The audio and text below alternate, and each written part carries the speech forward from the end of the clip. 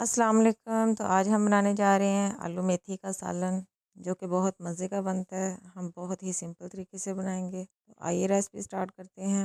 एक कढ़ाई में मैंने लिया है हाफ़ कप ऑयल। उसमें मैंने 2 अदद मीडियम साइज़ के प्याज कटिंग कर लिए थे, वो ऐड कर देंगे। प्याज को हमने लाइट सा ब्राउन होने तक फ्राई करना है। अब हम ऐड करेंगे 1 चम्मच अदरक लहसुन चॉप किया हुआ। अच्छे से इसको भून लेंगे ताकि इनकी स्मेल ख़त्म हो जाए। साथ हमने 3 से 4 सब्ज़ मिर्ची ले ली थी, उनको बारीक चॉप कर लिया था, वो भी ऐड कर देंगे। एक अदद मैंने टमाटर लिया था, उसको मैंने छोटे छोटे पीसेज में काट लिया था, अब वो ऐड कर देंगे। अच्छे से हम इसको कुक करेंगे जब तक कि टमाटर सॉफ्ट ना हो जाए।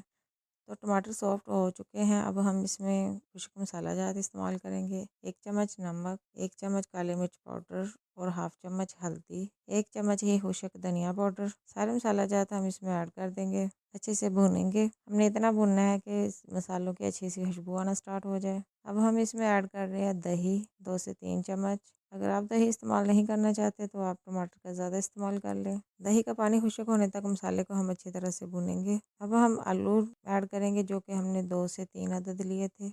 मीडियम साइज़ में मैंने कटिंग कर लिए थे, वो ऐड कर देंगे। मिक्स करेंगे। आलूओं को हमने गैप लगा के हाफ़ कुक कर लेना है। आप देख सकते हैं तकरीबन 50% आलू गल चुके हैं। अब हम इसमें ऐड करेंगे मेथी, जो कि हाफ़ केजी ली थी हमने और उसको साफ़ करके कटिंग कर लिया था। नमक लगा के मैंने आधे घंटे के लिए रख दिया था। अब अच्छे से धो के और इसका पानी निचोड़ देंगे ताकि इसकी कड़वाहट निकल जाए। अच्छे से हल करेंगे। अब हमने मीडियम टू लो आंच पे हमने इसको पकाना है।